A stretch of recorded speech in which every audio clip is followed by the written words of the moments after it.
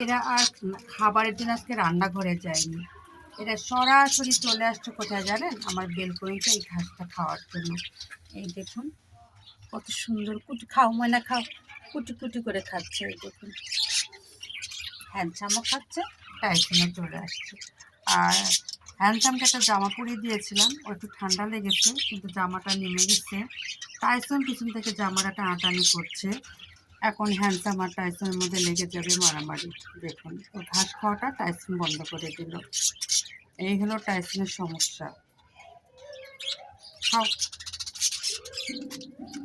খাও খাও।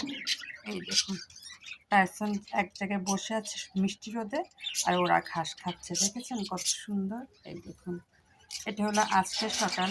ওরা আজকে নাস্তাটা অনেক দেরি করে মনে হয় করবে, খাবার তাগিদ দেখছি না। এই দেখুন সুন্দরভাবে খুঁজে খুঁজে ঘাস খাচ্ছে। এই যে আমি ওদের ডেকেছি খাবার জন্য, আর ওরা আসছে ঘাস খাওয়ার জন্য। সরাসরি ওদের খাবার আমি রেডি করেছি। এই দেখুন